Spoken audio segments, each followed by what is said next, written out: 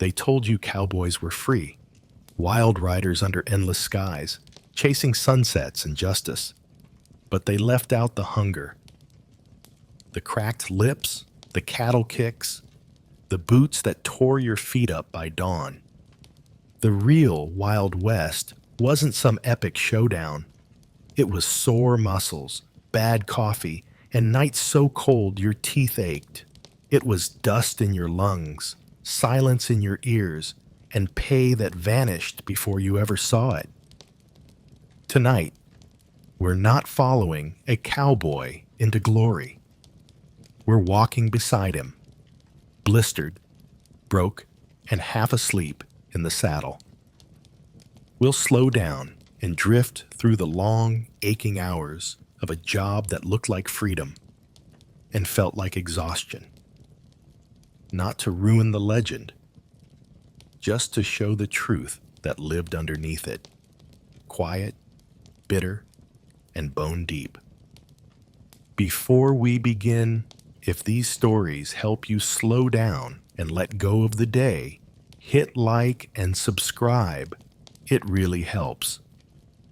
And in the comments, tell me, what time is it where you are, and which country are you listening from? It's always incredible to see how far this sleepy trail stretches. Now, shift your weight, pull that blanket higher, and let the wind die down. Tonight, we ride slow, because being a cowboy sucked more than most will ever admit. Let's begin. The myth and the mud. What being a cowboy really meant. It didn't start with a gallop.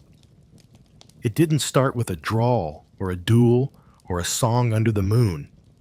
Being a cowboy didn't begin with glory. It began with mud. Thick, ankle-deep, hoof-churned, manure-spotted mud. The kind that clung to your boots and pulled like it wanted to keep a piece of you. You didn't get paid to be brave. You got paid, barely, to be sore, to be wet, to be invisible. And most days, you weren't riding into the sunset. You were limping into camp, bleeding from somewhere, and wondering when your next meal would be more than beans scraped from the bottom of a blackened pot. They said it was freedom. But what they meant was, no one was looking out for you. There were no rules because there were no protections. You saddled up at dawn, your thighs already raw from the last ride. You pulled on boots that hadn't dried from the rain 2 days before. And then you moved cattle, not for an hour, not for a scenic stroll, but for days, weeks. Across plains that didn't end and rivers that didn't care if your horse could swim. The cattle didn't thank you. They didn't follow directions. They ran, they panicked, they scattered, and you, half-starved, sunburned, and sore, had to bring them back. Your meals: salt pork if you were lucky, dried beans if you weren't, coffee so bitter it peeled the roof of your mouth, boiled in a tin pot coated in soot, and whatever floated in last night's river water. You didn't eat to enjoy. You ate to survive. And sleep, when it came, was on the ground. Not soft, not warm, sometimes wet, sometimes crawling with things. You curled up under a saddle blanket, pulled your hat low, and hoped nothing bit you before morning. There was no such thing as a day off. The cows didn't take breaks, neither did the weather. Rain turned the trail into a slide. Sun split the skin on your hands. Wind blew grit into your eyes until you cried without realizing. You kept moving, always. Because the boss didn't care if your foot was blistered or if you hadn't slept right in a week. He cared about the herd, about the count, about the bottom line. And the pay?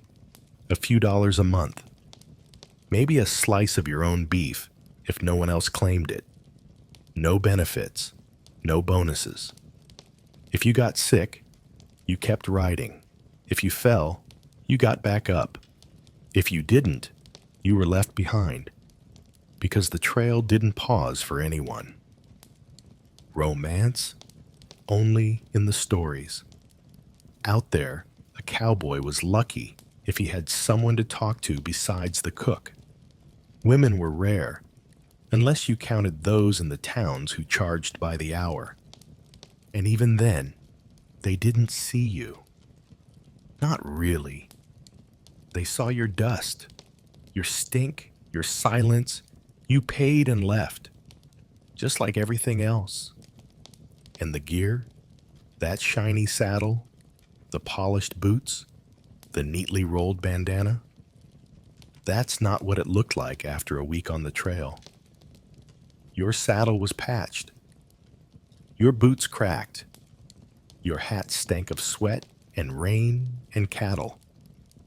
And you wore it all anyway, because you had no choice.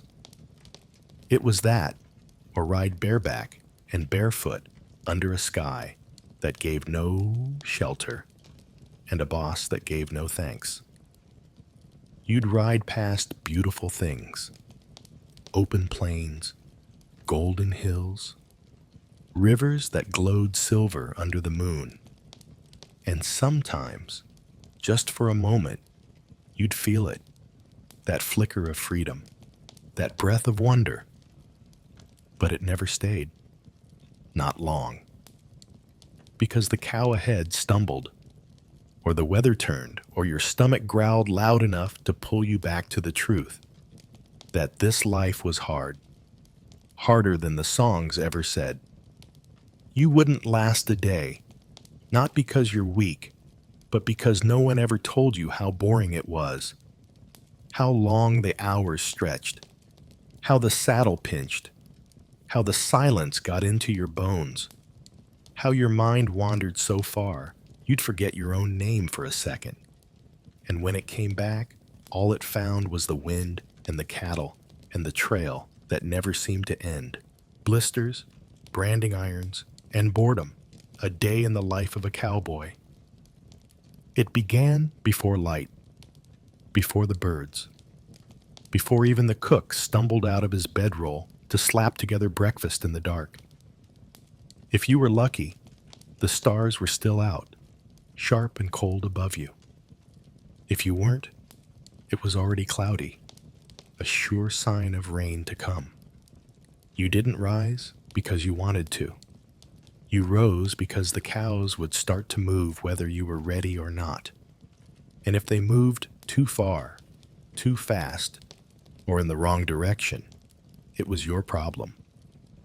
So you rolled out of your blanket, joints stiff, shoulders tight, maybe your hat stuck to your forehead with sweat from yesterday, and you stood, slowly, carefully, like a man twice your age.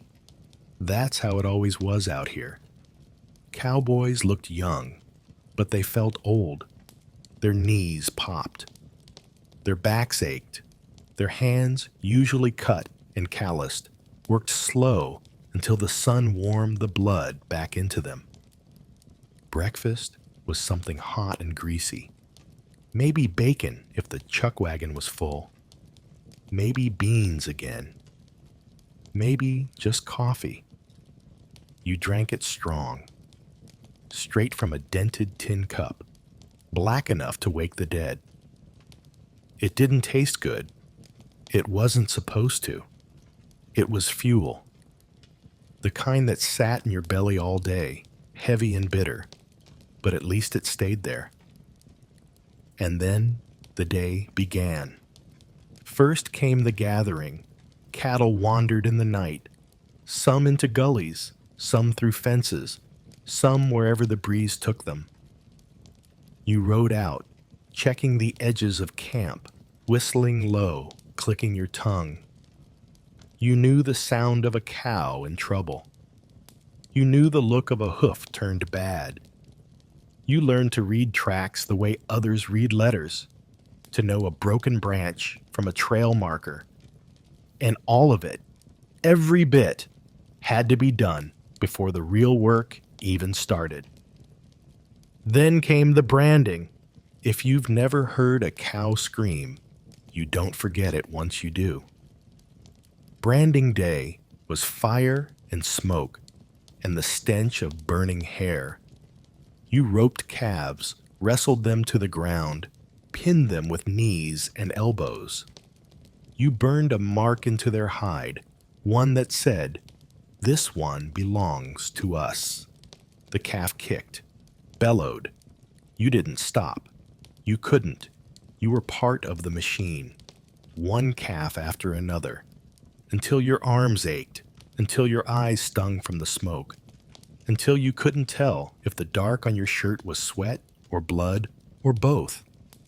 And if you weren't branding, you were fixing fence, or moving camp, or trying to pull a cow out of a muddy ditch, praying her leg wasn't broken.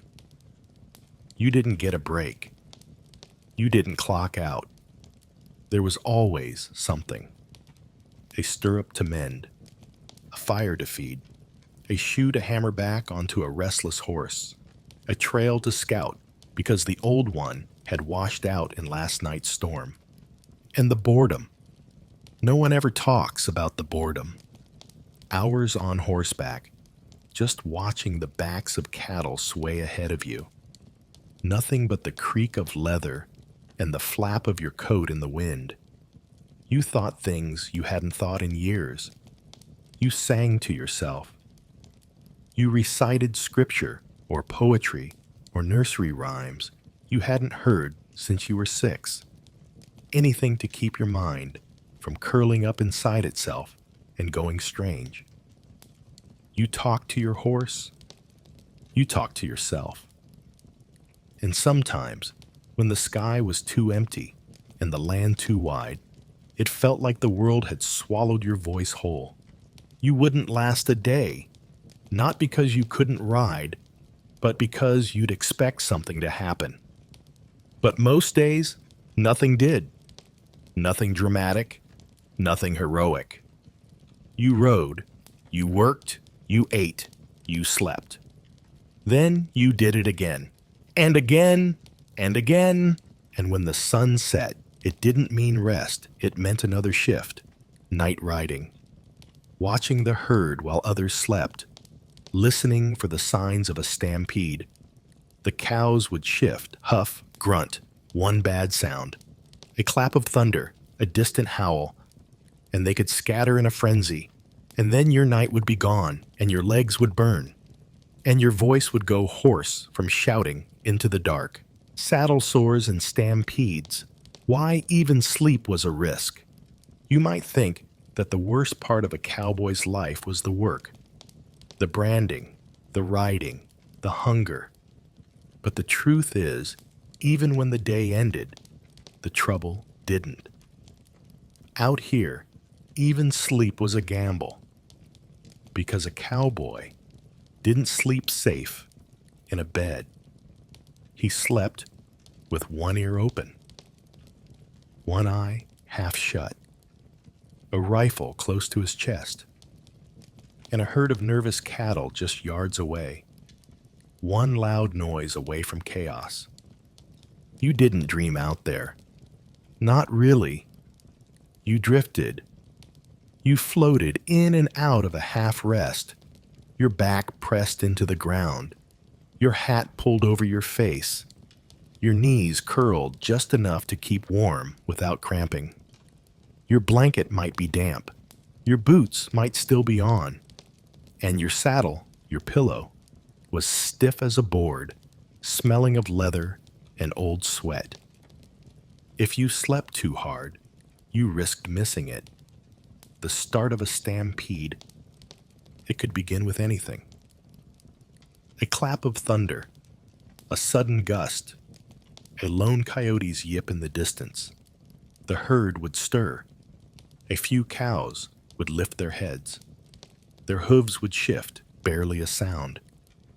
And then, without warning, they'd run. Dozens, hundreds, moving together in a wave of muscle and panic. And the ground would shake. The noise would come like thunder turned upside down, a rolling roar, a rumble that filled your chest. You didn't think. You moved. You scrambled to your feet. You grabbed your boots, maybe half laced. Your horse, if you were lucky, hadn't bolted. You leapt into the saddle, still half asleep, and rode straight into the dark to turn them.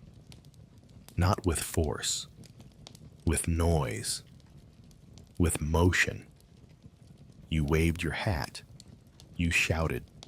You whistled.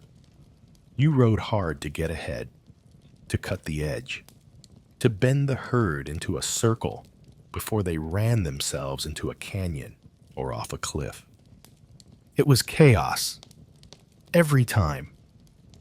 And when it ended, if it ended, you were drenched in sweat. Your thighs ached, your voice was gone, and all you wanted to do was sleep. But you didn't, not yet, because someone had to check for the injured, for the dead, for the cows with broken legs and wide, frightened eyes. You worked through the night. You counted by lantern light. You prayed the losses weren't too bad. And then, maybe, you slept again. A few hours, if that. But even when the herd was calm, the night brought no real comfort. The cold came in fast. There were no heaters, no warm stoves. You wrapped yourself tight and hoped the fire didn't go out. The coyotes cried. The wind blew over the ridge and found every gap in your blanket. And the stars, though beautiful, reminded you how far from anything you really were. And then there were the saddle sores. No one ever wrote songs about those. No one ever showed them in the movies. But they were real. Raw, painful welts from long hours in the saddle, on your thighs, your tailbone, your back, rubbed open by motion, by heat, by days without relief. You cleaned them with whiskey. You covered them with rags. And then you rode again, because the cows didn't wait, and the trail didn't care. You might go weeks without a real wash, without dry socks, without a bed. And when you did reach town, if you were lucky enough to afford a room, the mattress might be straw, lumpy, damp, but it didn't matter. You'd sink into it like it was gold, because real rest was rare, sacred. The only true high most cowboys ever knew. You wouldn't last a day, not because of the riding, but because of the not sleeping. The long nights, the short dreams, the constant fear that something would go wrong while you closed your eyes. You'd lie there, thinking about wolves or storms or cattle with blood on their horns. And in the morning, your body would feel twice as old, twice as heavy, and you'd ride anyway. Sleep now. No stampedes tonight. No thunder. No biting wind. Just the quiet hum of safety. Just the weight of a warm blanket. Just the calm you never found out there. Let the saddle sores fade. Let the hooves grow still. And let this night finally be gentle. Broken bones and cheated wages, when the job took everything and gave nothing. They said the cowboy was the backbone of the West, that he tamed the frontier, brought order to the wild, and lived by a code of honor. But they didn't say what the job took from him, day by day, bruise by bruise, promise by broken promise. Because the West didn't run on glory. It ran on sweat, on sacrifice, and on men whose bodies wore out long before anyone learned their names. Out there on the trail, injury wasn't a risk. It was a certainty. You didn't just might get hurt, you would. You'd be thrown from a horse, your shoulder dislocating with a crunch. You'd catch a hoof to the thigh or the ribs. You'd be dragged by your stirrup until the ground tore the skin from your arms. And there was no doctor waiting, no one to take you home. Just you and the pain and the trail that didn't care how much you bled. A broken bone meant strapping it tight and riding anyway. A sprain meant limping alongside the herd, pretending it didn't hurt. A fever meant sleeping on the ground and hoping you woke up. And when you didn't, when someone didn't wake, they dug a shallow grave, marked it with a rock, and kept moving. Because they had to, and all for what? A few coins at the end of a long drive. Maybe a bonus if the boss felt generous. But more often, you'd get to town only to find the paymaster gone, or the owner short on cash, or your wages docked because a few head of cattle went missing. They always found a reason. You had no contract, no proof, no law, just your hat in your hands and the ache in your bones, hoping for mercy that rarely came.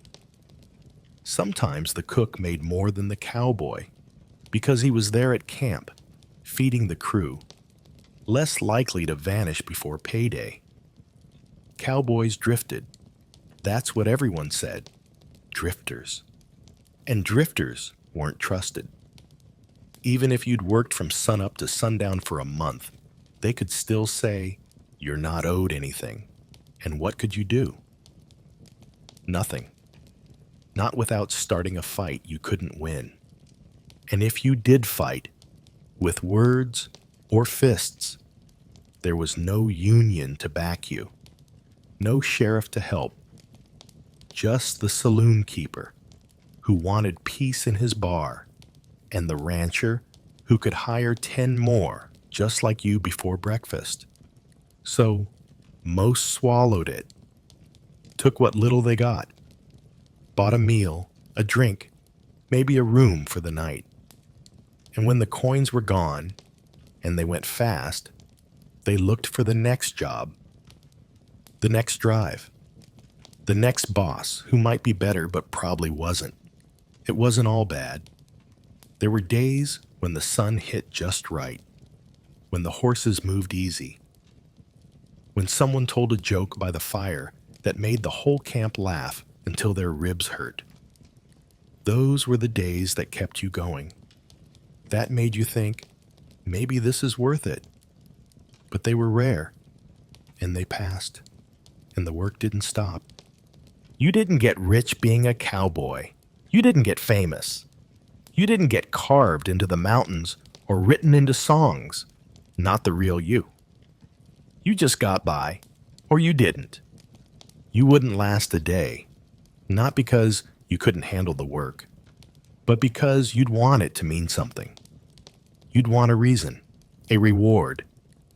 But out here, there was no meaning, no purpose beyond the next drive, the next fence to mend, the next storm to outrun. And even if you gave everything, your time, your body, your best years, the West didn't give anything back. Not unless it felt like it. Dust in your lungs, death in your water. Why every breath was a battle. They show cowboys galloping through open plains, faces kissed by golden sun, lungs full of fresh air. But the truth was dust. Not dust as scenery, but dust as enemy. In your clothes, in your hair, in your teeth, in your lungs, it filled every breath, coated your throat, turned your spit to mud, and day after day, it carved its way deeper into your chest, leaving you with a cough that never fully left. Not at 20, Not at 30. Not ever. Dust storms rolled in fast, swallowed the sky in minutes. The sun disappeared. The air turned thick and red. You covered your mouth with your bandana, but it didn't help much. The fine grit slid through fabric, found your nose, your eyes, your tongue. You blinked tears that turned to mud. You squinted at your own horse's ears. You coughed until you tasted blood. And still, you rode.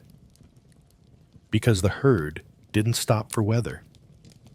Because no one else was coming. And the dust wasn't the worst of it. There was the water. Or more often, the lack of it. Wells dried up. Rivers ran low. And when you found water, you didn't ask if it was clean.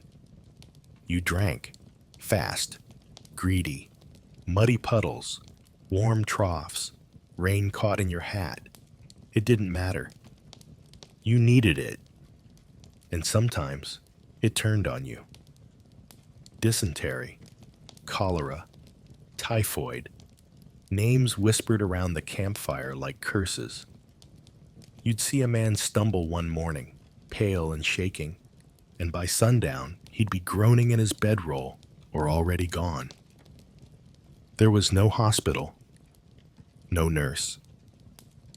Just a cup of whatever was in the medicine bottle, if there was one. Whiskey if not. A rag for your head. A prayer if someone remembered how. You couldn't afford to be delicate. You drank what you had. You got sick. You worked anyway. You spat blood and rode through it. You doubled over behind the chuck wagon and wiped your mouth before the trail boss saw you. Because if he knew you were weak, he might cut you loose, leave you behind. Food didn't help much. It kept you alive, barely. Salted meat, stale bread, beans until you never wanted to see another one again. Vegetables, rare as rain. Fruit, maybe once a year, if someone passed through with a crate and mercy. You worked 12 hours a day on meals that wouldn't keep a child satisfied. And if that didn't wear you down, the insects would. Mosquitoes thick enough to form clouds, ticks buried deep in your skin, gnats that swarmed your eyes until you couldn't see straight. You scratched yourself raw. You burned bites with your knife. You smeared river mud on your skin just to keep the flies off. The West didn't just test your strength. It tested your constitution. Every breath, every bite, every drop of water. You could die from a fever you caught while sleeping too close to a stream, from a scratch that got infected, from a blister on your heel that turned to rot when you ignored it too long. And no one ever mentioned it in the stories. No one said that cowboys wheezed when they laughed, that they spat into the dirt and watched the blood curl, that some of them stopped speaking after a long illness, not because they were weak, but because the energy it took to talk wasn't worth what little air they had left. You wouldn't last a day, not because of the work, but because of the world. You'd expect air you could breathe, water you could trust, rest that restored you. But out here, survival meant endurance, not strength, not willpower, just the stubborn, painful act of continuing. Even as your body gave up in pieces, endless trails, and the high price of nowhere, the West looked wide open, but it wasn't free. Not really. It was a prison made of distance. You could ride for days and still be nowhere. You could chase the sun until your horse collapsed beneath you, and all you'd find was more sky. That's what the cowboy life was, most of the time. Motion without destination. Trails that never ended. Horizons that never came closer. Just the long, slow unraveling of a man who never stopped moving because he was too afraid of what would happen if he did. They called it drifting. But drifting sounds gentle. Drifting sounds like a leaf on a river. This wasn't that.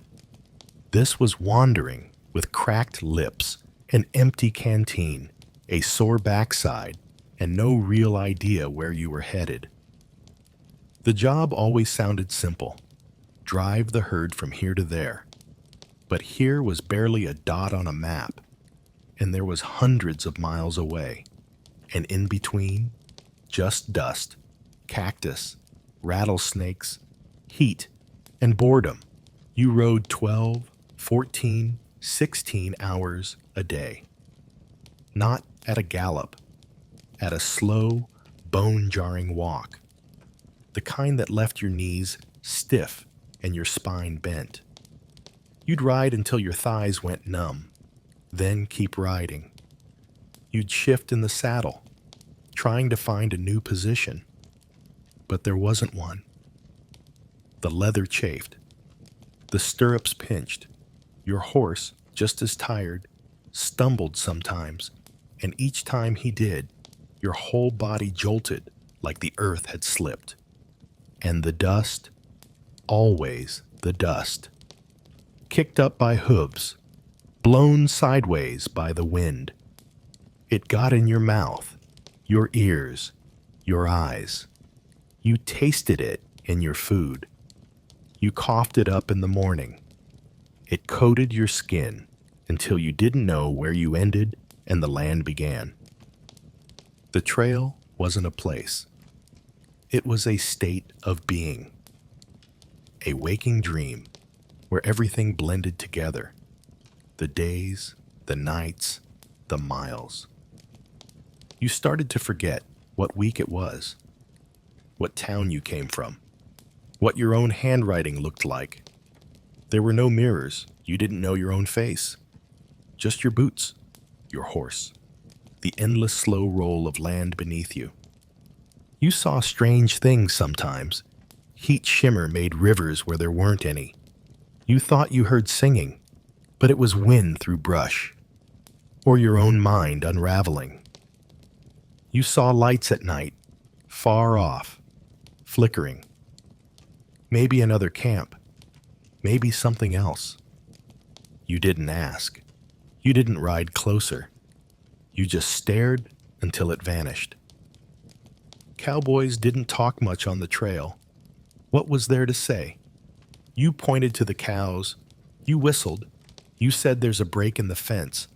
But conversations didn't stretch past that. Everyone was saving their breath. Everyone was carrying their own weariness. And silence was easier to hold than words. And at night, the stars mocked you. Too many, too bright. You'd lie there under a blanket, staring up, and feel like the world was laughing. Like it knew you were small, forgotten, one of thousands out here doing the same thing, hurting in the same ways. You missed home, but you weren't sure where home was anymore. You missed something soft, but you couldn't remember what that softness felt like. You wouldn't last a day, not because of the ride, but because of the emptiness. Because out here, even when you were surrounded by men, by cattle, by the sound of hooves, you were alone. Alone in a way that seeped into your bones. Alone in a way that made your shadow feel like the only thing that really knew you. But they kept going. Because when you stopped, it was worse. When you stopped, the ache caught up. The thoughts returned. The losses you tried to forget found you. So you rode. and rode until the end of the trail or your strength finally came. Sleep now. Let the trail vanish. Let the saddle rest. Let the stars keep their secrets. You've traveled far enough tonight. No more dust. No more distance. Only the stillness of here. Only the comfort of now. And the quiet knowing you're no longer alone. Horses that bucked. Bosses that didn't care. The loneliest kind of loyalty. The cowboy may have had a horse, a saddle, and a hat to tip, but that didn't mean he had anyone looking out for him. Loyalty was a one-way street out on the range. You were expected to give everything, your time, your sweat, your body, and in return, maybe your boss remembered your name, maybe not. Maybe he paid you when the job was done. Or maybe he rode off with the cash before you could ask for it. Cowboys weren't treated like heroes. They were treated like tools, replaceable, disposable. If you broke a leg, they'd ride around you. If your horse went lame, they might lend you one, or they might tell you to walk. If you complained, they'd find someone else. There were always more men looking for work than there were saddles to fill. Drifters, ex-soldiers, teenagers who'd run away, men with pasts they wouldn't talk about, and names they didn't always keep. Your boss was usually a man with more land than sense, or more greed than mercy. He sat at the back of the trail, near the chuck wagon, barking orders through a mouthful of tobacco. He didn't ride unless he had to, and when he did, he rode cleaner, easier. A better horse, a cleaner coat, no dust on his hat, no sores on his hands. He didn't sleep in the dirt or choke on cow dust for 10 hours straight. He just expected you to. You didn't argue, not because you agreed, but because you were too tired to fight, and because arguing got you nothing but a long walk to nowhere. And then there was the horse. People think the horse was the cowboy's best friend, and maybe, eventually, it was, but not at first. At first, it was a gamble, a beast with its own mind, its own fear, its own bad mornings. You were assigned a horse. You didn't choose. You saddled it, mounted it, and hoped it didn't try to buck you into the dirt. Some did. Some threw you hard. And if you hit wrong, your head, your back, that could be the end. You couldn't afford to be fragile. You just got back on, even if your ribs ached, even if your vision blurred. You trained each other slowly. The horse learned your rhythms. You learned its moods. And if you were lucky, you built a kind of trust. But that trust didn't come from kindness. It came from survival, from shared pain, from endless miles and shared silence. You didn't whisper to your horse like a friend. You spoke plain. You patted its neck when it didn't panic during lightning. You muttered thanks when it didn't spook at a snake. And when the horse went lame, you didn't cry. You didn't break down. You did what you had to. Sometimes you walked beside it. Sometimes you left it. Sometimes you took it behind a hill with your rifle and came back alone. No one asked. No one commented. They just looked down and kept chewing their jerky. You might ride with other men, share meals, jokes, stories around the fire. But friendship didn't go deep, because out here, people left, people died. And every man knew that if it came down to it, if food ran short or storms rolled in, it was every rider for himself. You helped, when you could, but you didn't expect help in return. And so you learned not to need anyone. You learned to sit with your thoughts, your aches, your fears. You learned to rely on your own hands, your own horse, your own grit. And maybe when you passed through a town, you bought a drink for the man who once pulled you from a river. Maybe not, because the road went on, and everyone kept riding. You wouldn't last a day, not because of the dirt or the danger, but because of the distance between people, the quiet, the emotional drought. You'd expect camaraderie, brotherhood, but the West was too wide for that, too harsh. There wasn't time to bond, only time to ride, rain that ruined everything, when the sky turned against you. Out in the Wild West, it wasn't just the land or the cattle or the boss that worked against the cowboy. It was the sky itself. Rain didn't fall gently out there. It didn't bless the crops or wash your face clean. It fell sideways, fast and hard, and it didn't care if you were ready. One moment, you were riding under a sky too blue to trust. The next, the world split open with thunder, and water poured down like the heavens were trying to bury you. Cowboys didn't carry raincoats. Most couldn't afford them. You wore a canvas duster if you had one, or you just got wet, soaked to the bone in minutes, hat dripping, boots squelching, the cold slicing through your shirt and settling deep in your joints. And there was nowhere to hide.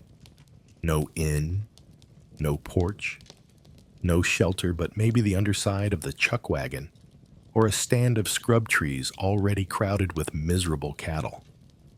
And when your clothes got wet, they stayed wet for hours, for days. You'd ride in them until they dried against your body or froze there. And in the meantime, you ached. Your hands stopped working right. Your knees refused to bend. You smelled like damp earth and wet leather and something worse. And sleep? Forget it. You didn't sleep well soaked through. You curled up beneath your blanket, your teeth chattering, and tried not to dream of sunlight. And yet, rain was still better than what came next. Mud. Mud ruined everything. It swallowed your boots and took them if you weren't careful. It turned trails into traps and rivers into monsters. Horses slipped. Wagons got stuck. The herd panicked, scattered, rolled in it until their hides were thick with slime. A 5-mile stretch that would have taken an hour in dry weather could stretch into a full day of swearing, pushing, pulling, dragging, all while the sky just kept pouring and the mud kept rising. Cattle died in mud. They sank, got stuck, broke legs trying to escape, and cowboys died trying to save them, pulled under, kicked, caught between hooves and hoof-deep muck. And when they didn't die, they came out covered in filth, coughing, exhausted, too cold to even curse. They wiped their faces with dirty hands and just kept going. You couldn't call off the day because of weather. You couldn't tell the herd to wait. You moved forward, no matter how slick the ground or how full the sky. And when lightning hit, and it did, often, you prayed it wouldn't strike the chuck wagon, or the horse, or you. Because out on the open plain, everything was taller than you thought, and the sky didn't play favorites. Even when it wasn't storming, rain made life harder. Your gear molded, your rifle rusted, your hands cracked from the wet leather of your reins. You smelled of mildew. Your socks never dried.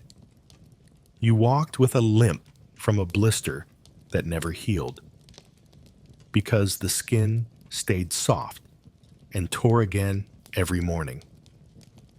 And then came the flash floods. A dry gulch could turn to a river in minutes.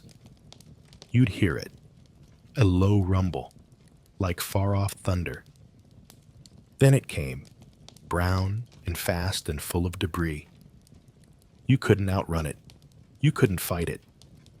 If you were lucky, you climbed. If you weren't, well, the men who weren't didn't come back. Just their hats, maybe, washed up on a bank somewhere downstream. You wouldn't last a day, not because of the rain itself, but because of what it took. It stripped away your warmth, your comfort, your rhythm. It made every movement harder, every breath colder, every hour longer. It didn't just soak your clothes. It drenched your spirit until all that was left was the stubborn need to keep moving anyway. Guns that jammed. Justice that didn't exist. The lie of the lawman's West. They tell you cowboys carried six-shooters like second hearts, that they were fast, precise, noble, defending towns, settling scores, living by the code of the West. But out on the range, your gun wasn't there to make you feel powerful. It was there to maybe scare off a coyote, maybe protect you from rustlers, maybe do something if a stranger on the trail didn't come with good intentions. And more often than not, it didn't work the way it was supposed to. Guns jammed, misfired, powder got wet, cylinders locked up in the cold. You cleaned it when you could, when you weren't too tired, when the dust hadn't gummed up everything. But even a clean weapon didn't mean you were safe. A lot of cowboys couldn't shoot worth a damn. They'd fired at a fence post once or twice and called it practice. And when something did happen, when a moment came where a bullet might mean life or death, hands shook. Fingers missed. Fear made the world blurry. You didn't pull your gun to win glory. You pulled it because you were desperate, because you didn't know what else to do. And as for the law, it wasn't there for you. Not really. Town marshals came and went.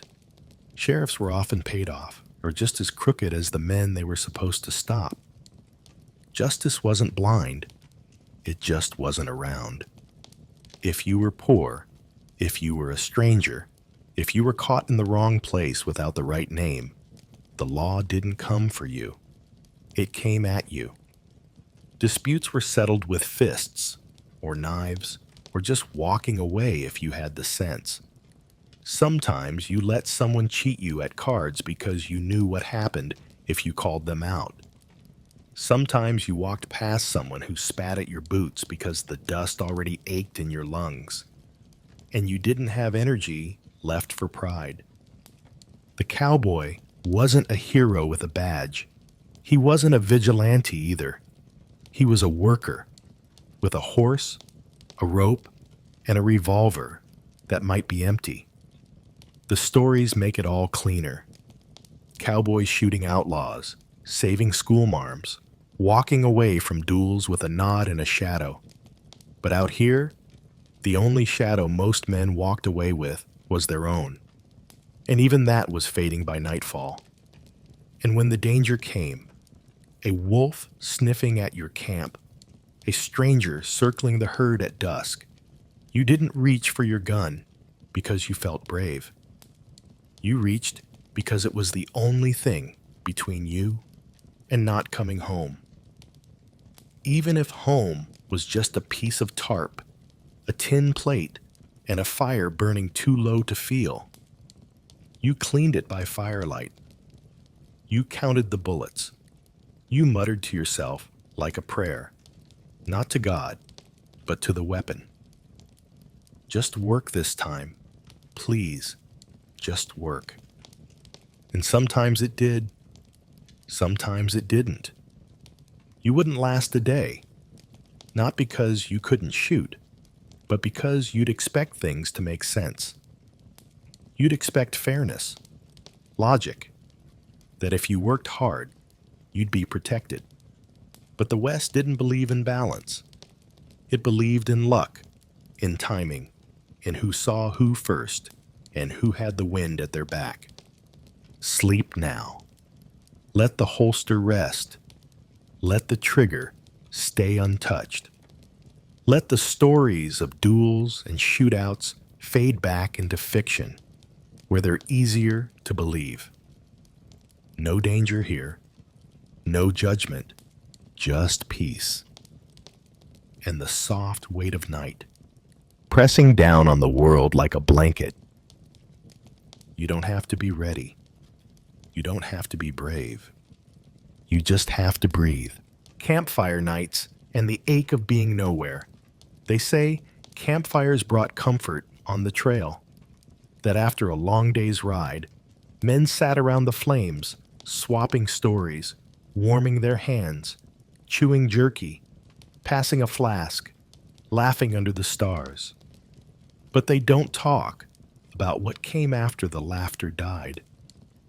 When the flames sank low and the jokes ran dry, and the darkness crept in around the edge of the light like a closing hand, that was the real night, the part that burned slower and colder, the part where being a cowboy didn't feel romantic. It felt hollow.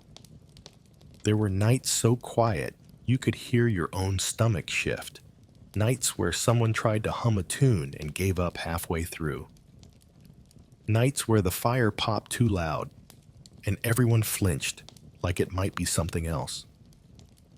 A rider, a rustler, a memory. The campfire was supposed to be the warm part of the day, but it was still just a flame in a wilderness that didn't care if you slept or froze or woke to a snake curled against your boot. You'd stretch your legs toward the warmth, lean back on a rock, and stare into the coals like they were going to answer a question you couldn't name. You didn't talk about home. Not often. Not unless the stars were too bright and the coffee too strong. And even then, it came out slow. Someone would mention a mother who made cornbread on Sundays, a girl who wore yellow ribbons, a brother who never came back from the war.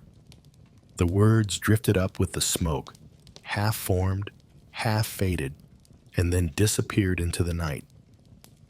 You didn't dwell on what you missed, because missing hurt more than riding. Missing cracked you open in ways a fall never could. So most cowboys talked about nothing. They pointed at stars. They whittled. They stared. They tossed twigs into the fire just to watch them spark. And when the coffee pot ran dry and the flames fell to red coals, someone would stretch out with their hat over their face. Another would mumble a half joke about snoring. But no one really slept well. You lay there, listening to the quiet, the crackle, the wind tugging gently at the edges of the camp, the occasional cough, the rustle of cattle breathing in the dark. The fire didn't chase away the cold, not really.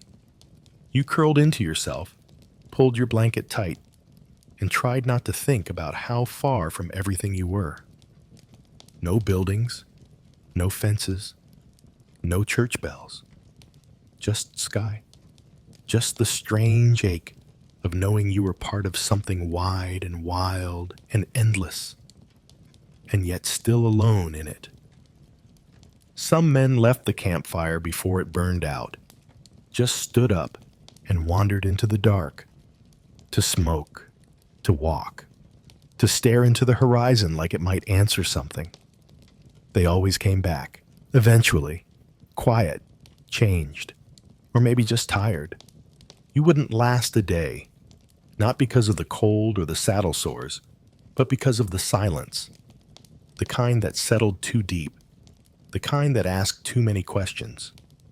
You'd crave noise, a voice, a window, a wall. But out here, the only walls were the dark, and the only voice was your own breath in the night, the smell of leather, and the weight of everything. They never talk about the smell. Not in books. Not in movies. Not in stories told over bar counters with whiskey-stained teeth. But every cowboy carried it. A cloud that clung to his coat, his hat, the creases of his hands, the roughness of his throat. Sweat, smoke, wet leather, old blood, manure and dust, so fine it had a smell of its own, dry and bitter, like the earth itself was trying to crawl inside you. You lived in that scent, slept in it, worked in it, and over time, you stopped noticing. But it never stopped following you. It marked you.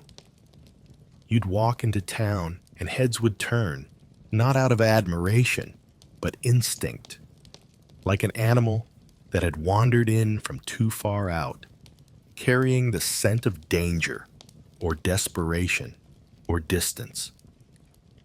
Your saddle smelled the strongest, thick with oil and salt from 100 rides, 100 storms. You could smell it from yards away, especially in heat, a sour, rich tang of hide and labor. Same with your gloves, your boots, your belt, all cracked, patched, softened by years of sweat and spit and rain, but still stiff enough to remind you nothing came easy out here. Even your blanket had weight, not just from the dirt or the cold it tried to keep out, but from the days it had wrapped around you. In fever, in fear, in silence. When you pulled it over your shoulders at night, it wasn't just fabric. It was memory. 100 nights pressed into the weave. 100 dreams you barely remembered or didn't want to. You carried everything. In your saddlebags, yes. Jerky, beans, a dull knife, a tin cup, maybe a photograph, so faded the face was a ghost. But also in your bones. Every long day, every mile, every mistake, every word you didn't say. You didn't walk upright because you were proud. You walked upright because you'd learned to bear the weight. And no one thanked you for it. There were no parades, no medals, no records kept. You worked so other men could eat, so ranchers could grow rich, so beef could be boxed and sent east to people who thought it arrived in neat rows without blood or blisters. You were part of the machine, but not the kind they wrote about. You were the dust in the gears. You came into town only to leave again. You bought what you could, ate what you couldn't afford, stood awkwardly against the wall in the saloon while the younger cowhands played cards with hands still soft enough to feel luck. Maybe you talked to someone, maybe you didn't. And when morning came, you rode out again. Because there was always another job, another trail, another rancher who needed someone to break their back for $25 a month in beans. But sometimes, in the quiet moments, at dawn, maybe, when the campfire was smoke and silence and the world hadn't woken yet, you sat in your saddle and looked out over a field still touched by mist. And for one breath, you felt something close to peace. Not joy, not hope, just a pause, a stillness, a reminder that you were here and still breathing, even if no one noticed. That was enough. Sometimes you wouldn't last a day, not because of the riding or the dust or the bruises, but because of the invisibility. You'd want to be seen, to be heard. But out here, the world didn't look at you. It looked past you, through you. You were part of the landscape, like a stone or a cloud or a fence post leaning in the wind. The longevity lie, how cowboys didn't grow old. They say cowboys lived long lives, that they rode into old age with silver hair beneath their hats and stories carved into their faces like canyon walls, that they sat on porches with pipes and grandchildren and laughed about the days of the trail like it was all just a dream. But out in the real West, the hard, sun-cracked, toothless West, cowboys didn't grow old. They disappeared. Most never made it past 40. Not because they weren't strong, they were. Stronger than the land had any right to ask them to be. But strength doesn't keep you alive when there's no doctor, no savings, no shelter, no one to say stop. You just kept working, kept riding, kept falling off horses, getting kicked by steers, chewing food with half your teeth, and pretending the cough in your lungs wasn't getting worse. You worked through fever, you rode through injury, you sewed your own wounds with a boot needle and spit, bit a rag, while your bunkmate set your broken finger with a stick. You tied off infections and prayed your foot wouldn't turn black. Sometimes it didn't. Sometimes it did. And when your body finally gave up, not in a blaze of gunfire or a heroic ride through a canyon, but quietly in a ditch, in a bunkhouse, in the dirt, the world didn't pause. The trail went on. The herd moved forward. Someone packed your saddle. Someone else took your job. They didn't carve your name into marble. They didn't tell your story at the saloon. If you were lucky, someone found a stone and scratched a mark on it. If you weren't, the wind claimed you, and that was that. The work broke you before anything else could. Your joints stiffened by 30. Your hearing half gone from cattle and gunfire. Your skin like leather from wind and sun and rain that came sideways. Your hands always bleeding from something. Your voice like gravel from years of dust and smoke and swallowing things you didn't want to say.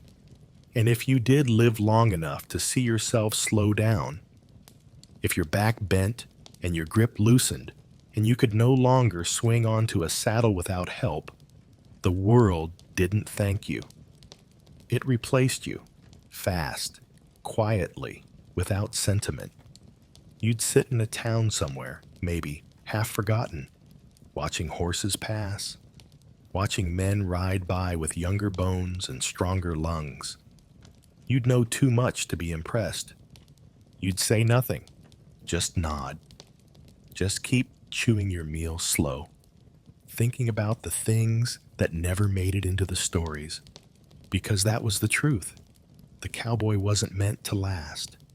He was meant to move, to carry, to disappear. You wouldn't last a day, not because the work was too hard, but because you'd expect a future. A road that led somewhere. But for most cowboys, the road led in circles, from ranch to ranch, from herd to herd, until the years piled on like dust on a saddle, and you didn't realize how many you'd lost until your boots didn't fit and your legs wouldn't swing. Sleep now. Let the years fall away. Let the dust settle. Let the sound of boots on wood and cattle in the distance fade to silence. You're not fading tonight. You're not being replaced. You're just here, warm, still, whole. And for once, you're not going anywhere. The fire's low, the stars are high, and the night, for the first time in a long time, belongs only to you. The silence of the dead and the noise you carried. No one ever told you how noisy death could be. Not the act. That was usually quick.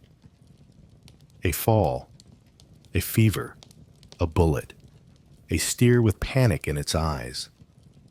One loud moment, and then stillness. But the silence afterward, that was the part that stayed. That followed you from one camp to the next, from one bunk to another.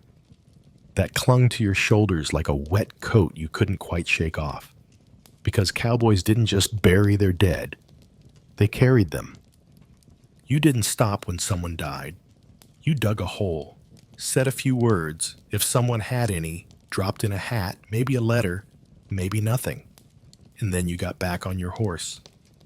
Because the cows didn't stop moving, and the cattle drive didn't pause for grief.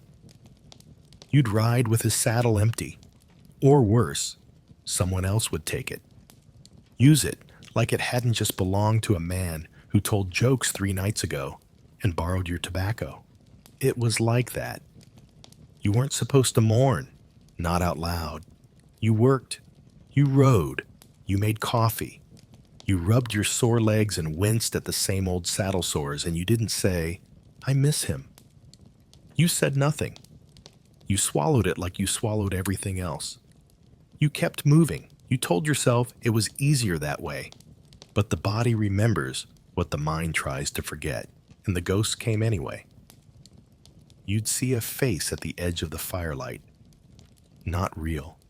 Not quite. Just a flash. You'd hear someone's laugh and turn too quickly, thinking it was someone else. You'd wake in the night with your hand on your revolver, heart racing, not from danger, but from the dream of someone you never got to say goodbye to. The dead stayed with you, sometimes louder than the living. You remembered the ones who died wrong, the fevered ones, the broken-necked ones, the shot ones, and you remembered the ones who died quietly, sitting under a tree, never waking up.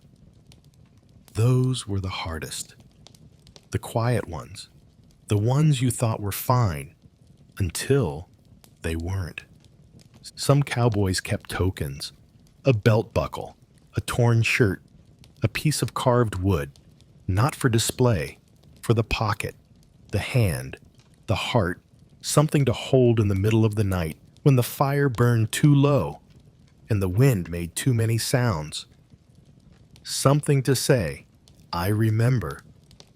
Others kept nothing. Not because they didn't care, because it hurt too much to look. Because you had to leave space in your mind for the work, for the herd, for the weather, for the next man to ride beside you and maybe die beside you. You wouldn't last a day. Not because you couldn't face danger, but because you'd expect death to mean something. Out here, it often didn't. It just happened. Fast. Quiet. A name crossed off a payroll. A voice that stopped answering back. And yet, somehow, you carried on. Because what else was there? Rustlers in the dark and the fear that didn't sleep. The West was wide, but it wasn't empty. You might have ridden for miles without seeing a soul, but that didn't mean no one was watching. Rustlers were always out there. Quiet men with sharp knives, fast horses, and empty saddlebags. Men who didn't want to work the land, didn't want to drive the herd, didn't want to sweat from sunup to sundown. They wanted to take, and they didn't ask nicely. So every night, you posted a rider, a lookout, someone who stayed awake when the others couldn't anymore. Someone who sat with a rifle across their lap, scanning the dark, listening to every branch snap, every cow shuffle. Because if you missed it, if you dozed off or looked the wrong way, you might wake up with half the herd gone, and your boss screaming, and your job riding into the hills with men you'd never catch. You didn't think of rustlers as people. You thought of them as shadows. Fast, quiet, merciless. They moved like ghosts and disappeared before the sun got up. And sometimes they didn't come for cattle. Sometimes they came for supplies, for horses, for you. You'd hear a shot and feel the breath leave your body before you even knew what direction it came from. You'd roll out of your blanket, boots half on, heart hammering, rifle raised toward a darkness too thick to see through. And sometimes it was nothing. A deer, a twig, wind, but the fear never left. That kind of fear changed you, made your hands jumpy, your sleep shallow. You dreamed of boots behind you, of someone whispering your name in the dark when no one was there. You dreamed of faces you never saw clearly, only flashes, a gleam of a blade, a curl of smoke from a campfire that shouldn't exist. And even when you were safe, you didn't feel it. You lived like the danger was always 5 minutes away. Because it was.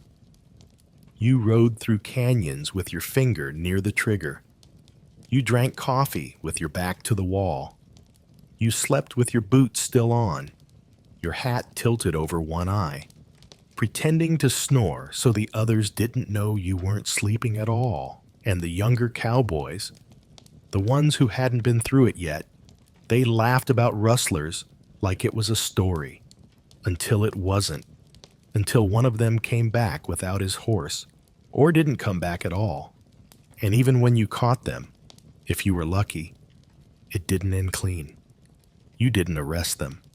You didn't read them their rights. You tied them up or shot them outright, left them for the buzzards, or worse, rode into town and let someone else decide what to do with them, knowing the town didn't want them either. That was justice, out here. Fast, tired, angry.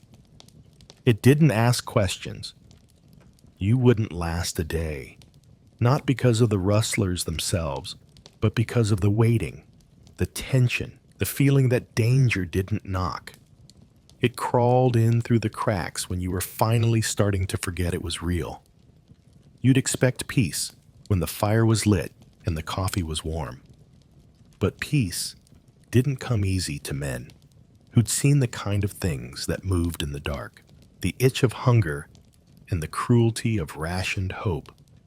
There's a kind of hunger that growls in your gut, sharp, demanding, loud. And then there's the other kind, the cowboy kind, the slow kind, the kind that doesn't roar but settles, that moves in with quiet permanence, that digs into your ribs and just stays, like a rock in your boot or a nail in your saddle. That was the kind of hunger most cowboys knew. Not starving, not dying, just not fed, not satisfied, not full. Food on the trail wasn't a meal. It was fuel, cold beans, hard biscuits, salt pork too salty to chew, too greasy to digest. Sometimes bread, if the cook had time to make it and you were lucky enough to get there before the flies. Coffee, if you could call it that, boiled so long it turned bitter and tar thick. But it was warm, and it kept your hands busy. That counted for something. There were days you rode with nothing but the taste of old bacon in your mouth and the ache of emptiness under your ribs. You didn't complain. Everyone was hungry. You chewed tobacco to trick your stomach into thinking it had something to do. You drank water, warm, murky, full of things you didn't name, just to fill the space. And when someone dropped a crumb or left a crust uneaten, no one said anything. But you all saw it. Your eyes followed the food, even if your hands didn't. The chuck wagon ran out sometimes, or fell behind, or broke a wheel in the mud, and then it was just you and whatever you could carry. Maybe jerky you'd been saving, maybe a rabbit, if you were fast and quiet with a trap, or maybe nothing. Just another day with your belt drawn a little tighter, and your thoughts drifting toward the smell of a kitchen you hadn't seen in months. And then there was hope. It came in whispers. Town's only 3 days off, someone would say. There's a store there, a woman who bakes, a saloon with stew. You'd nod, not wanting to believe it too fast.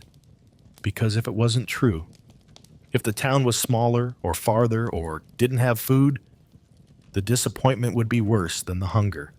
But the hope clung to you. It warmed your thoughts for a little while. You imagined the stew, the bread, a plate instead of a tin cup, a fork, maybe even butter. The idea alone could get you through another hour, maybe another day. You wouldn't last a day, not because of the food itself, but because of the waiting. The constant not quite enough. The endless calculation of rations. The way your hands trembled as you scooped up beans, knowing they had to last, and that even if they did, your stomach would still feel half hollow by morning. And still, you worked, you rode, you tied knots with fingers that shook. You swung your leg over your saddle and felt the cold in your bones and said nothing. Because hunger out here was as normal as dust, as expected as the sun setting. And if you let it stop you, you didn't last long, when the hat didn't fit and the West didn't want you.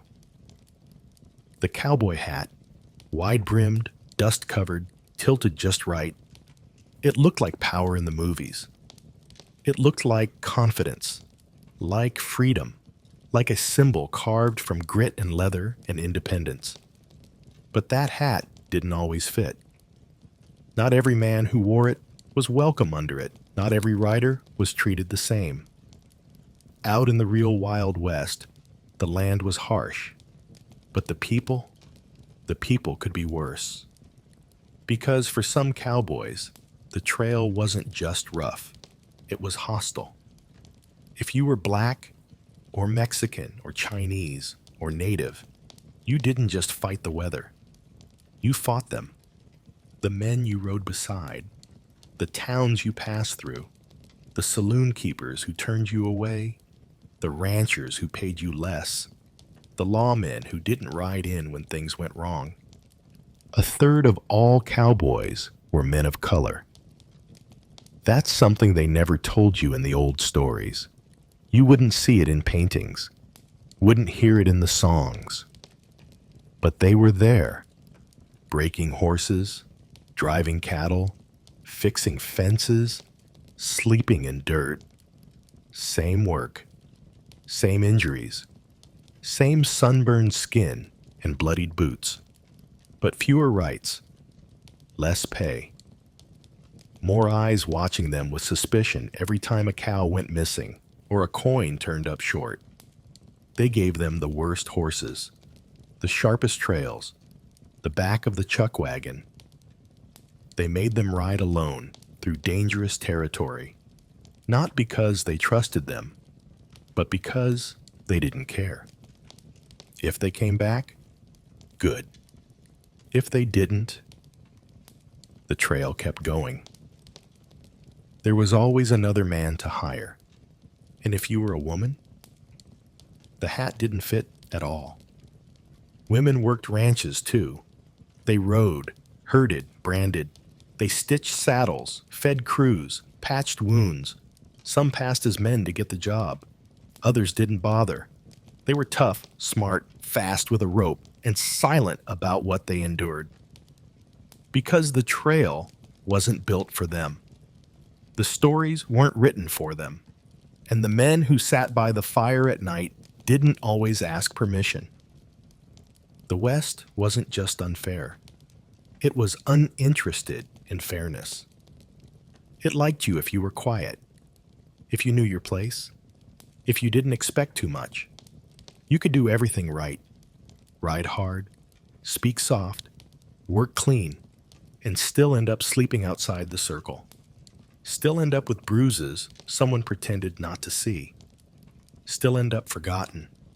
And yet, they rode. Because the land didn't care who you were. The sun burned everyone the same. The cattle didn't see color. The storms didn't ask your name. And sometimes, that was better than town. Better than the boss. Better than the men who looked at you like you didn't belong.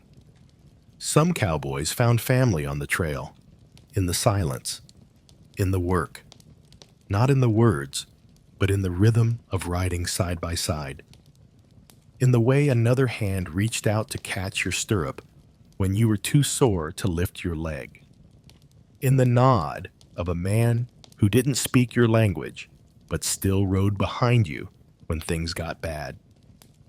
You wouldn't last a day, not because the saddle would break you, but because the injustice would. Because you'd expect a code, a bond. But out here, the code only worked if they wanted it to. And sometimes they didn't. The long walk, after the horse went down. They don't tell you what happens when your horse falls. Not in the stories, not in the songs. But every cowboy knew the fear. The sudden lurch forward when the hooves slipped. The scream, sometimes yours, sometimes the horse's. The impact, the dust, the silence. And then the hard, slow rise to your knees, eyes squinting against the sun, already knowing the animal wasn't getting back up. Sometimes it was a leg, bent wrong, bone sticking out, breath coming fast and hot from the poor creature's nostrils. Sometimes it was exhaustion, heart overworked, chest heaving, eyes rolled back. And sometimes you didn't know.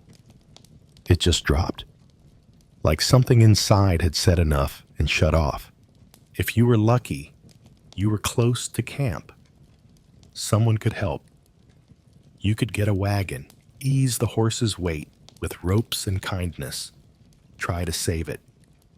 But most times, you were alone, miles from anywhere. Nothing but sagebrush and sky in every direction. You'd kneel beside the animal, stroke its neck, whisper something you didn't even realize was a prayer. And then, well, then you reached for the rifle. No one wanted to do it. No one talked about doing it. But it had to be done. You didn't let the creature suffer. You didn't ride away from something that had carried you through rivers and storms and long, sun-blind afternoons. So you steadied your hands, even if they shook. You looked away, or didn't, and you did what had to be done. Then came the walk. Boots that weren't made for walking. Spurs dragging. Pack heavier than you remembered. Every step another reminder that you were no longer a rider, just a man on foot in a land too big for footsteps. You walked in silence, The dust puffed up with each heel. The sun pressed down without mercy. You didn't know how far you'd make it, or even if you were going the right direction. Your lips cracked. Your hat drooped. Your water ran low. And every so often, you looked back. Just once, toward the shape in the distance. The one that had once been your freedom, your partner, your only company on a trail that never loved you back. You wouldn't last a day. Not because of the heat or the weight or the miles, but because of the grief. The suddenness of loss. The helplessness of it. That sick, tight feeling in your chest when you realize something loyal, something strong, something good is gone. And no one's coming to help you through it. No one ever tells you how quiet the world gets after the horse is gone. No hooves, no breath, no saddle creak. Just you. The wind, the crunch of dirt underfoot, and the hollow in your chest that no meal or drink could ever quite fill again. Sleep now. Let the reins fall. Let the saddle empty. Let the memory of that last ride blur and drift away. Tonight, you don't have to walk. You don't have to look back. You don't have to carry anything but your breath. Let it be soft. Let it be slow. Let it be yours. The trail has stopped. And you are still here. Still standing. Still worthy of rest. The weight of a name no one remembers. They always had names. Every cowboy did. But out here, those names didn't matter much. They were shouted across a campfire, scrawled in faded ink on a payroll ledger, maybe etched in a knife handle or stitched into the brim of a hat. But when a man left, when he drifted off to another trail, another job, another grave, the name went quiet, lost in dust, forgotten in the creak of saddle leather, in the scrape of wind through grass. Sometimes it wasn't even their real name. Some men rode under names they weren't born with. Nicknames, half-truths, inventions. Tex, though he was from Kansas. Red, though his hair had long since gone gray. Sully, short for something he never told anyone. It didn't matter. No one asked. Names were just placeholders out here. Something to call across the herd when the cattle broke. Something to write on the back of a letter no one would ever read. There were no family trees on the trail. No legacy. No history. You were who you were in the moment. By the fire, in the saddle, in the fight. And when you were gone, the next man took your bedroll, your bunk, your place in line for beans. The work swallowed you whole, like the prairie swallowed boot prints. You might leave a mark, but not one anyone remembered. A carved set of initials on a fence post. A worn spot on the chuck wagon bench. A story someone told, once, maybe twice, and then stopped. Because too many names blurred together, and none of them ever stuck long. The truth was, most cowboys were invisible. Not in the stories, in reality. They didn't ride into town like legends. They didn't shoot straight and save the day. They mended wire. They drove cattle. They bled quietly from busted knuckles and didn't speak when they were hurting. And when they died, if someone remembered, they called them a good hand. That was it.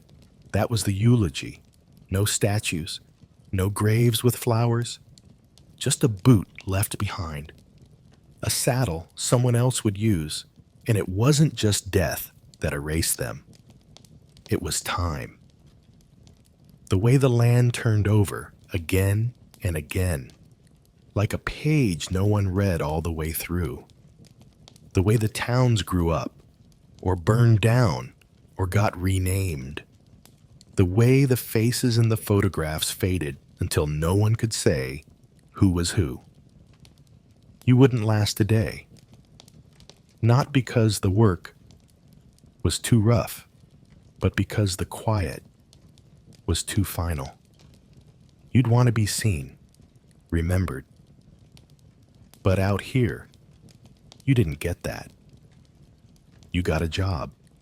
You got a number on a ledger. And maybe, if someone liked you, a nod when your name was mentioned. If it ever was. And still, they rode. Not for glory, not for fame, but because something inside them needed the horizon, needed the wind, needed the silence, even if it never said their name back. Because sometimes there's peace in being small, in being one rider among many, in vanishing, not because you were lost, but because you were part of something so big, so quiet, that it never needed to say your name aloud. Trail songs that weren't for singing. People think of cowboys singing slow, mournful tunes under star-punched skies, their voices echoing soft across the prairie. And it's true, in a way. There were songs, low melodies hummed under breath. Tunes passed from rider to rider, quiet as smoke. But those weren't songs for performance. They weren't made for crowds. They were survival songs, half remembered, half made up. The kind of music you sang only to keep yourself company, or keep the fear away. Out on the trail, especially at night, your voice was the only thing that stood between the herd and chaos. You sang to soothe the cattle. Slow songs, gentle ones. You weren't trying to impress. You were trying to keep them from bolting. A thunderclap could start a stampede, but so could silence. So you filled it with whatever your voice could carry. It didn't matter if you were off key. Didn't matter if the words didn't make sense. You sang just loud enough for the cows to hear, just quiet enough not to wake the others. Sometimes lullabies, sometimes hymns, sometimes nonsense. Lines you made up as your horse walked the circle around the herd, hooves crunching in rhythm, the stars blinking cold overhead. And sometimes you didn't sing at all, just hummed, because humming didn't need words. And sometimes the words were too heavy to say out loud. Songs weren't for entertainment. They were shields. You sang when you were afraid. You sang when you missed home, even if home was a place you couldn't return to. You sang when your hands were shaking from cold or grief, or a long ride that hadn't ended yet. It was the only way to fill the air when your thoughts grew too loud. You didn't share songs, not really. Not around the fire, not unless it was late and the fire was low and someone else started it first. You didn't ask someone to sing, you just listened when they did. You sat quiet, staring into the flames, letting the tune drift over you like wind, like a blanket, like something almost holy. Because in a world where nothing stayed, a song was a kind of memory. It didn't rot, didn't break, didn't ride off without warning. It lingered, hung in the air after the singer had gone quiet. A ghost made of melody and breath. You wouldn't last a day, not because you couldn't sing, but because you'd expect the song to do something, to fix something. But out here, it didn't fix. It held. For a moment, a minute, just long enough to ride through the dark. And when the song ended, nothing changed. The cows still moved. The wind still blew. The fire still crackled. But something inside you sat a little quieter. That was enough.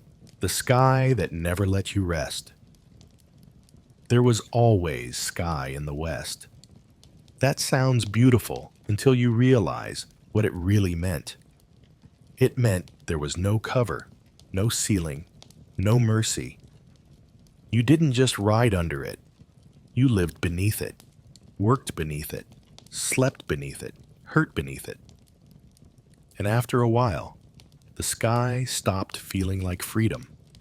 It started feeling like a weight, like something watching you, pressing down, reminding you just how small and soft and temporary you were.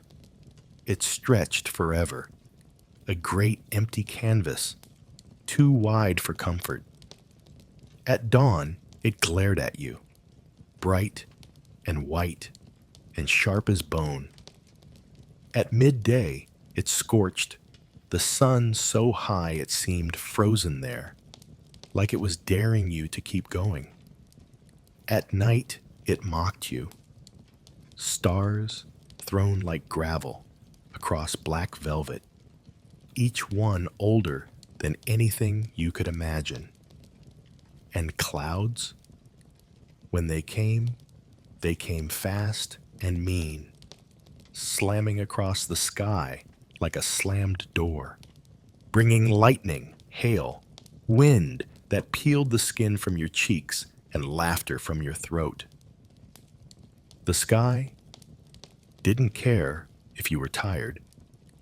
It didn't care if you needed shade or shelter or silence. It didn't care that you'd been riding for 16 hours with a saddle sore that wouldn't heal. It just was.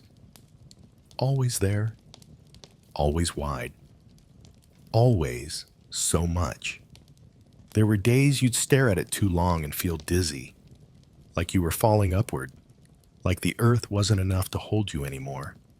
And there were nights where it swallowed you. So many stars, so much dark, so much space between it all. You'd lie in your bedroll watching those distant fires and wondering if anyone, anywhere was watching back. And still, you worked beneath it. You fixed fence beneath it. You watched men die beneath it. You buried them under it, marked with a stone and nothing more, knowing that the same sky that watched you lower a friend into the ground would still be watching tomorrow. Unmoved, unchanged, impossibly distant.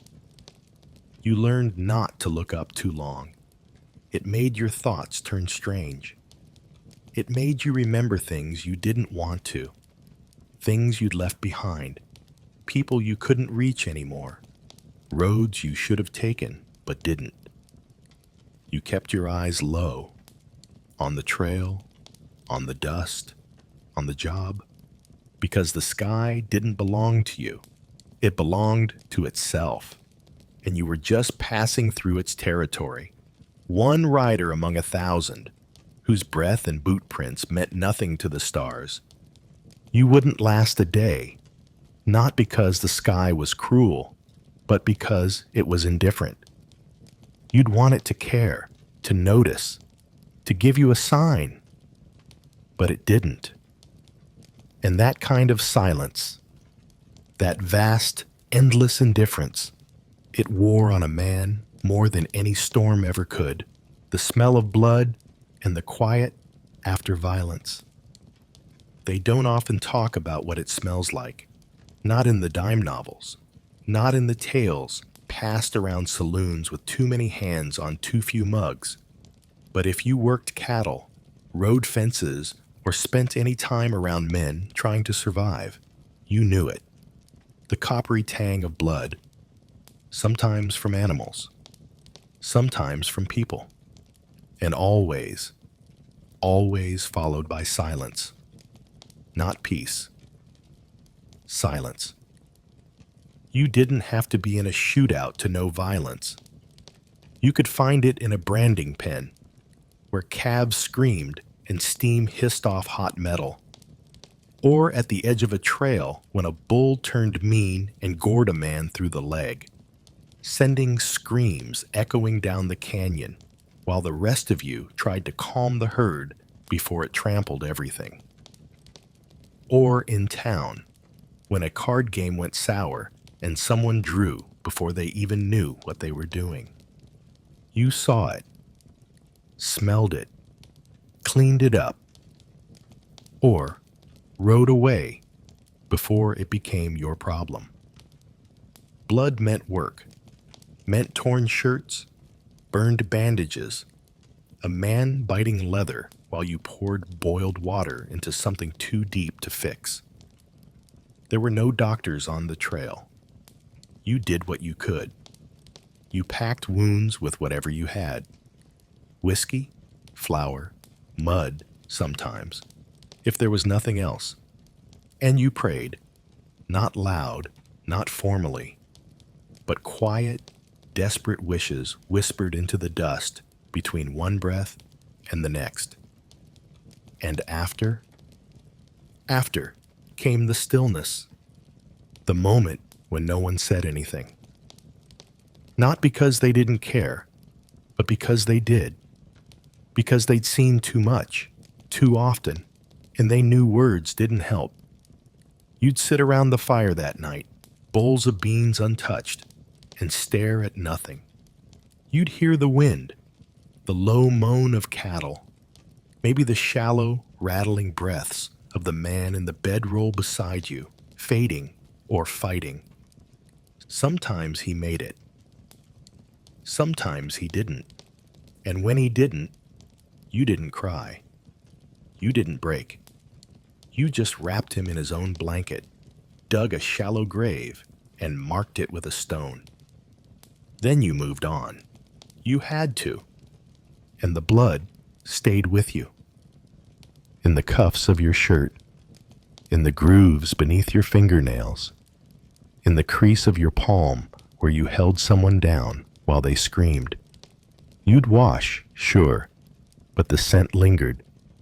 You could smell it days later, like a warning, like a memory that didn't want to leave, and it made you jumpy, made you draw faster than you meant to, made you flinch when someone shouted your name too suddenly, made you stare a little longer at the fire before you slept, wondering how close you'd come to being the one who didn't wake up. You wouldn't last a day, not because of the violence, but because of what came after. The quiet, the cold, the way everyone pretended to move on while something inside you stayed right there, in the moment before it happened. In the sound of the shout, the flash of the knife, the spray of red across dust, when the wind was a voice. You couldn't ignore it. There were days when the wind was nothing, a breeze on your neck, a ripple through the grass. It cooled you, it dried your sweat, it played with your hat like a bored child. But then there were the other days, the days when the wind became something else, something alive, something loud, not just weather, but a presence. It screamed down canyons, whistled through the bones of trees, rattled fences until the nails worked loose. It tore at your coat, shoved against your horse, snapped your bedroll loose, and sent it tumbling into a river you'd never cross fast enough to get it back. And it carried voices, not real ones, but echoes, words that weren't words, whispers that made you turn around even when you knew no one was there. Out on the plains, The wind could howl for days without stopping. It shook your tent loose, flung grit into your eyes until they burned. It got into things, your ears, your mouth, the back of your throat. You'd taste the wind, you'd cough it up, and still it would come, like the land itself was sighing too hard to sleep. Sometimes it changed direction so fast, it felt like it had mood swings. Soft one moment, violent the next.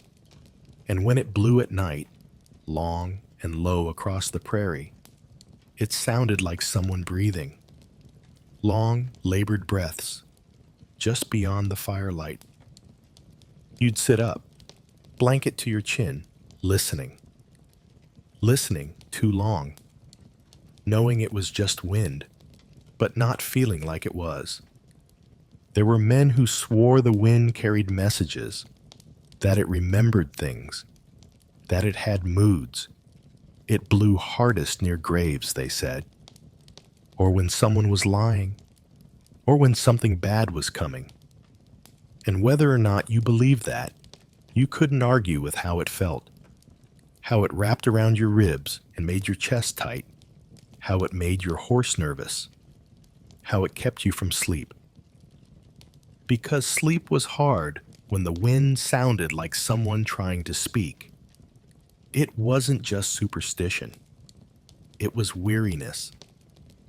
The way your nerves stretched too thin over too many miles. The way you needed rest but couldn't have it. The way your mind filled in gaps where logic used to be.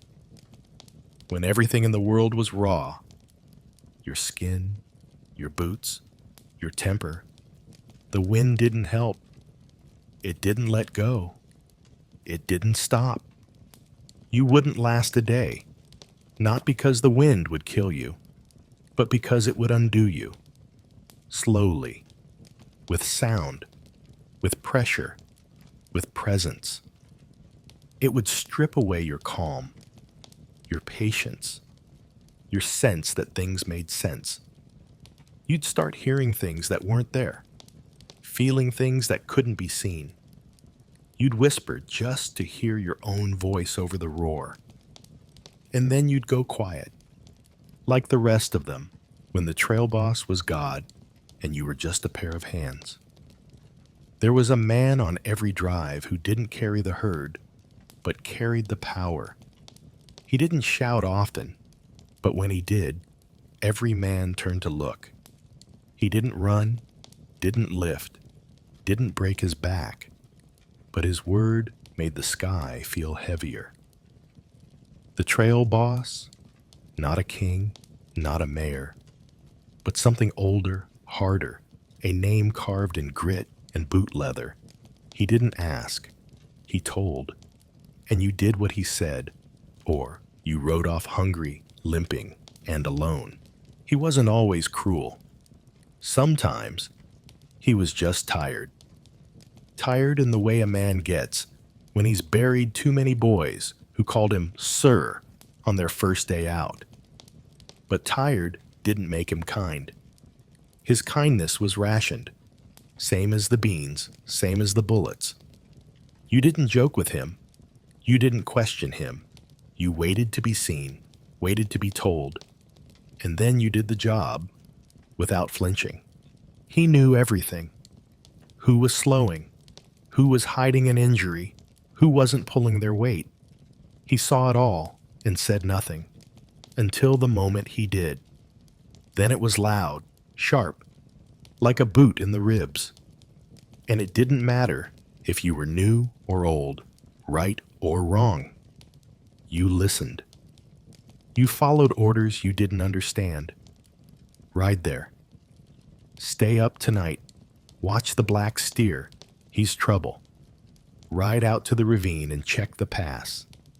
You didn't ask why. You just did it. Because the trail didn't need democracy. It needed movement. He ate the same food, slept on the same dirt. But somehow, he lived apart, above, You could feel it. He carried the weight of the herd, the crew, the deal. And if things went bad, it was his neck first. But that didn't make him generous. That made him harder. Some trail bosses were fair, firm, quiet, the kind of men who said more with a look than most did with a paragraph. Others ruled by fear. They smacked their horse harder than they needed to.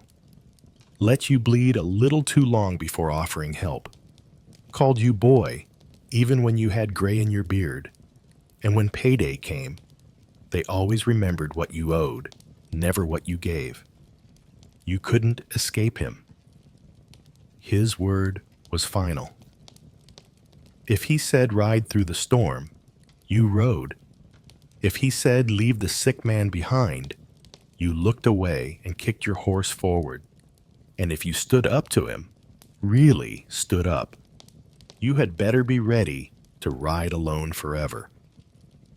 You wouldn't last a day, not because of the work, but because of the obedience, the swallowing of pride, the bending of your back again and again, beneath someone who wasn't always smarter or stronger or kinder, just in charge. You'd want to speak, want to be heard, but out here, speaking too much was a good way to get sent home without a dime. And still, some men became trail bosses themselves, not because they wanted power, but because they had survived enough to know what it took. They didn't rise by being liked. They rose by not breaking, not quitting, by knowing where every man could fall and trying not to fall there themselves. Sleep now. Let the orders drift away. Let the weight lift. You don't have to answer to anyone tonight. No voices, no whistles, no boots marching behind you.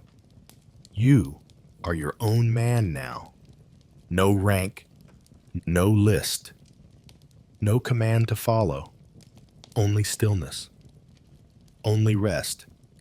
And in this quiet, you are free. The road that took more than it gave. The thing about the trail was, it never gave anything back. You could give it your years, your skin, your voice, and still it would stretch on ahead of you like it hadn't noticed you were even there. It didn't care how many miles you'd already ridden, didn't care how blistered your hands were, how cracked your lips, how raw your legs from weeks in the saddle. It just kept going and going and going, like it was trying to wear you out until even your soul sagged in the heat.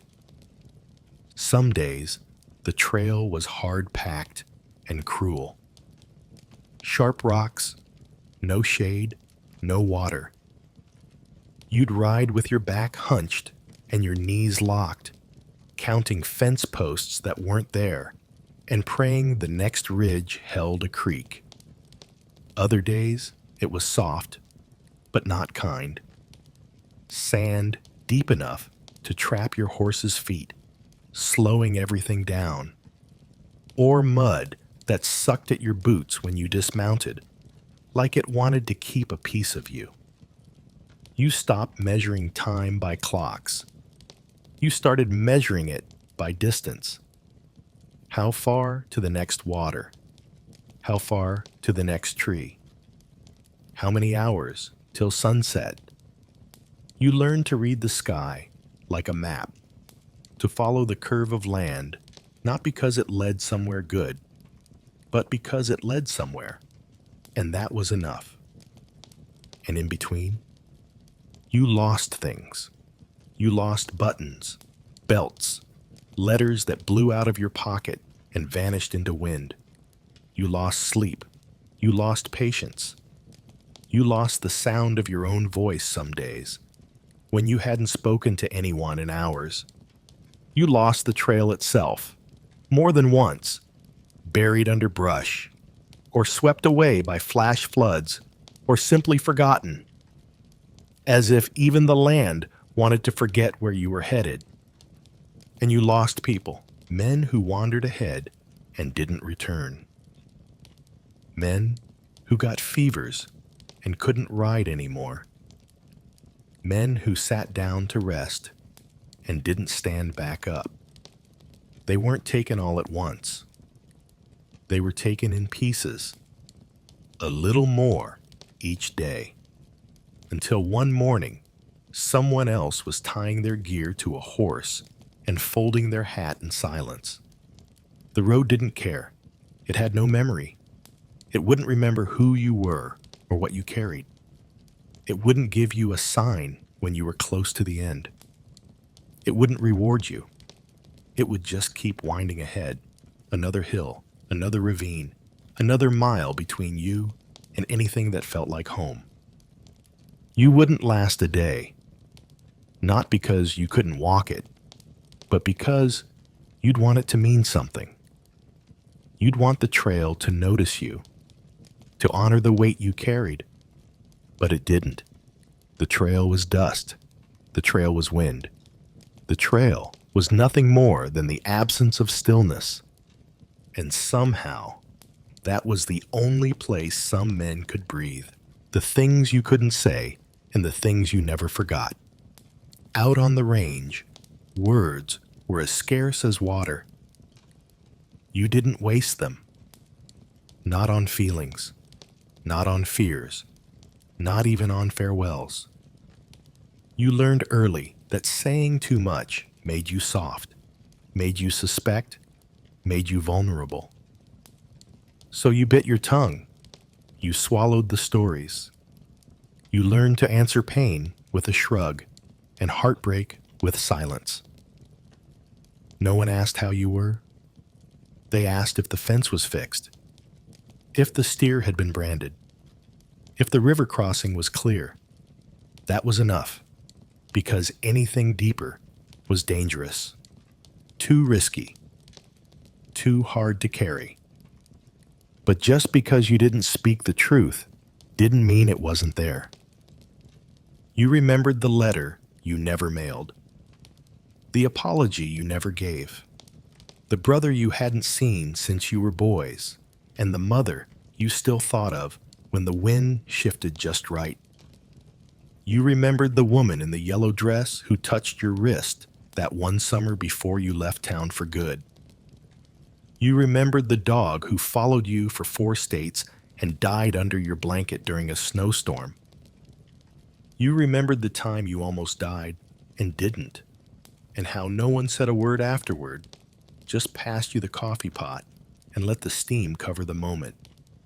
You remembered, and you didn't tell a soul, because the West didn't care.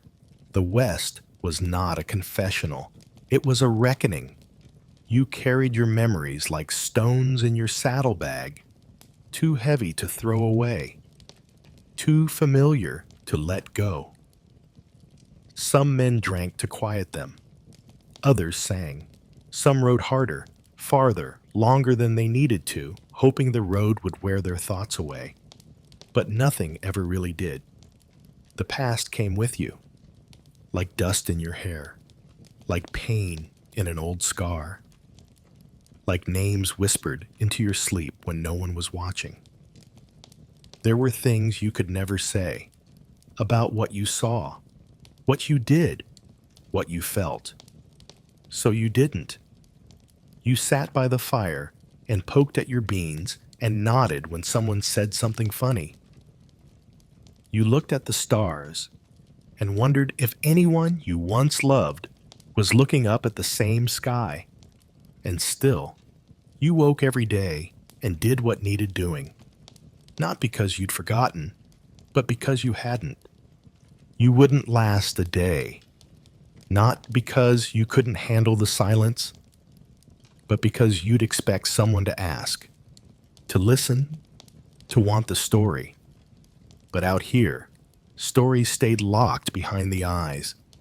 They lived in the way you limped, in the way you tied a knot too tight, in the way you looked away when someone mentioned home. The day you realized the West wasn't waiting for you. Every cowboy came out thinking the West was a promise. A wide open future, a place where the rules were written as you went, where you could leave your past behind and start clean. They thought the horizon meant something, that it would meet them halfway if they just kept riding toward it. But the truth came slow, like dusk over the prairie. The truth was, the West didn't care if you showed up. It didn't need you. It wasn't waiting. You could ride for weeks and see nothing but fence lines and dust. You could chase cattle across land so dry your horse coughed with every step, and not a single tree to rest under. You could knock on 100 doors in 100 towns and get 100 different ways of being told to move on. You were always just passing through, even if you stayed, even if you tried to make a life. And when you realized it, when it finally hit you that no one was going to carve your name into the land, that no one was going to remember the weight you carried or the miles you'd ridden, it hollowed you. Not all at once, slowly, like wind shaping stone. Some cowboys tried to fight it. They bought land, married someone with a soft laugh and strong hands, built a fence, planted things, stayed still. And maybe it worked for a while, but most of them, they left again, called by something they couldn't name. Maybe it was habit, maybe it was hunger, maybe it was the simple, aching truth that the West was never about belonging. It was about movement, about never quite arriving. The town didn't remember your face. The horses didn't miss your hand. The land didn't keep your footprints. You could be here today, gone tomorrow, and the sun would still rise, the cattle would still low, the wind would still scrape across the rocks as if nothing had ever changed. That was the hardest part. Not the pain, not the hunger, not the loneliness, the indifference. You wouldn't last a day.